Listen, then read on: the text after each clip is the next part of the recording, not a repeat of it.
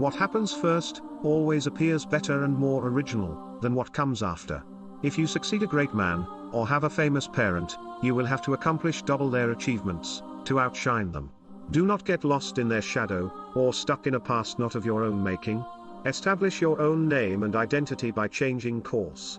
Slay the overbearing father figure, disparage his legacy, and gain power by shining in your own way.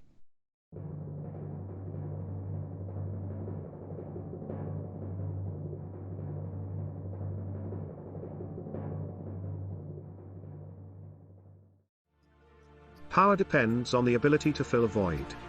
To occupy a field that has been cleared of the dead weight of the past. Power also requires the need to appear larger than other people. When you are lost in the shadow of a great predecessor, you cannot possibly project such a presence. And you will not have the necessary space to create and establish a new order until the father figure has been done away with. Step out of your predecessor's shadow by psychologically starting from ground zero. You do this by throwing off the weight of the past and charting a new direction. Perhaps the simplest way to escape the shadow of the past is simply to belittle it. Playing on the timeless antagonism between the generations, stirring up the young against the old. For this you need a convenient older figure to play against. John F. Kennedy knew the dangers of getting lost in the past. He radically distinguished his presidency from his predecessor, Dwight D. Eisenhower. And also from the preceding decade, the 1950s, which Eisenhower personified. Kennedy, for instance, rejected Eisenhower's passion for golf. At the time, a dull fatherly game for the retired and privileged. Instead, he played football on the White House lawn. In every aspect, his administration represented vigor and youth, as opposed to the stodgy Eisenhower. The distance you establish from your predecessor often demands some symbolism, a way of advertising itself publicly. Louis XIV, for example, created such symbolism when he rejected the traditional palace of the French kings and built his own Palace of Versailles.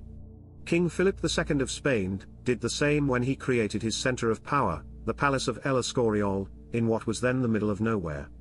But Louis carried the game further.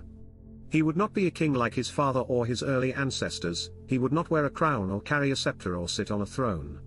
He would establish a new kind of imposing authority with symbols and rituals of its own. Louis made his ancestors' rituals into laughable relics of the past. Follow his example. Never let yourself be seen as following your predecessor's path. If you do, you will never surpass him. You must physically demonstrate your difference, by establishing a style and symbolism that sets you apart.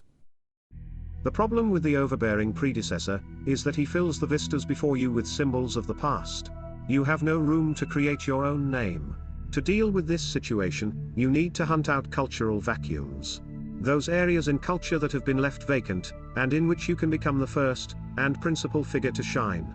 While there may not be physical territory or kingdoms to conquer, there are always problems and challenges that have defied solution.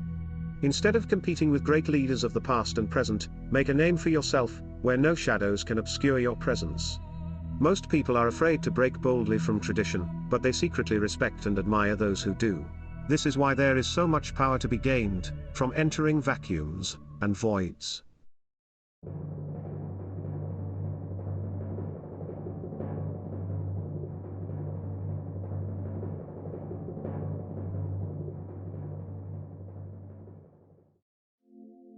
People have the superstitious belief they can recreate the success of a predecessor by repeating the steps he took to success.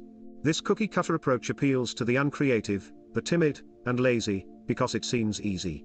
But circumstances never repeat themselves exactly. What worked so well for your predecessor may not work for you. In the realm of power, it's better to reject precedent and react to circumstances as they happen. After you have gained power, you need to be careful to not rest on your earlier success. Only the weak rest on their laurels. In the game of power, there is never time to rest. Just as the methods that made your predecessor a success became stale, so too will the methods you used in your rise to power. Circumstances always change, and so must you if you want to continue to succeed. Keep your forms fluid and flexible, like water. Prosperity tends to make us lazy and inactive. You must constantly recreate and challenge yourself. Set small goals to keep yourself sharp, especially when things are going well. Do whatever you can to stay hungry. There will be wolves watching, waiting for an opening, to take you down. If you become fat and lazy, you are easy prey for the hungry and ambitious. Finally, use caution before you discard the past. The past often has elements worth appropriating. Qualities that would be foolish to reject, out of a need to distinguish yourself. Use common sense. Your actions must have a logic of their own. You can learn from your predecessor's experience, and benefit from applying that knowledge. Use sound judgment before you discard anything worthwhile.